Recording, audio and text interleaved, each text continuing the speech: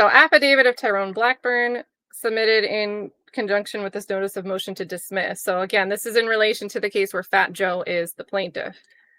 So, this affidavit, I, Tyrone Blackburn, hereby declare I am the managing attorney of TA Blackburn Law, counsel for defendants Terrence Dixon, Tyrone Blackburn, and TA Blackburn Law in the above captioned matter.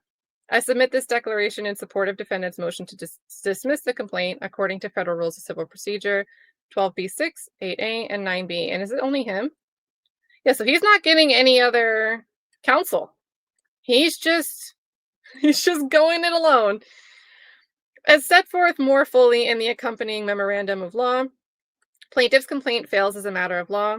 The defamation claim does not plead facts showing actual malice as required under New York Times Co. v. Sullivan, nor does it allege falsity or overcome the substantial protections afforded by the First Amendment and New York's litigation and anti-SLAPP privileges. The plaintiff's intentional infliction of emotional distress claim is duplicative of his defamation theory and independently deficient. No, it isn't. It isn't, because that's where we get the claims for money in play. So how is it duplicative of his defamation theory? And independently deficient for failure to allege outrageous conduct or severe distress as required under New York law. Attached here too, as Exhibit A, is a true and correct copy of the complaint. So that it was the complaint in Dixon v. Cartagena, which sets forth in detail the factual basis for the challenge statements. That action includes claims under the Racketeer Influence and Corrupt Organizations Act and the Trafficking Victims Act, and remains pending before this court. The statements at issue with the instant case are either quoted directly from that litigation or were made in anticipation of it. Accordingly, they are absolutely or qualifiedly privileged under New York law and are protected speech within the meaning of the First Amendment and New York civil rights law, 70A and 76A.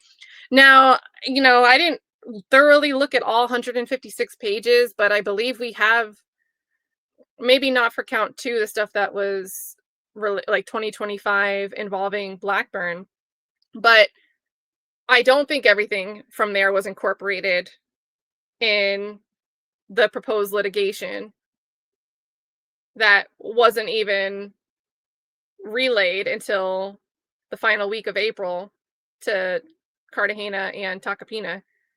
But I'm pretty sure I didn't see screenshots of the tweets of Dixon. I didn't see all of them reincorporated into this litigation. So not really sure that this argument would fly, but I guess we'll wait and let a judge decide, who would know better than me.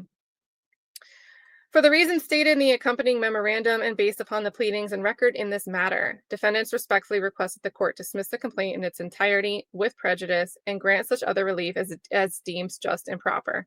I declare under penalty of perjury, under the laws of the United States of America, that the foregoing is true and correct. Did he make an affidavit to make arguments?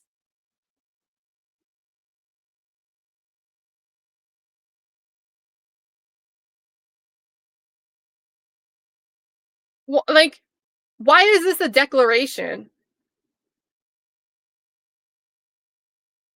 Why is there a declaration of the things I should be arguing in the motion to dismiss? Like, because I put it in a declaration, because I put it in an affidavit, now I can rely on my own affidavit as a fact. I can rely on the argument I make in a declaration as if it's a fact to support my argument in the motion to dismiss. This what? I'm not a lawyer, so maybe there's something I'm missing, but I don't think this is the way that declarations are supposed to work. I'm not supposed to make a declaration of my own argument to rely on in a subsequent motion that I'm going to file. Oh my gosh. So now we're going to look at that. That's the next thing we're going to look at. How do I get back to this thing? All right, let's go back over here, chat.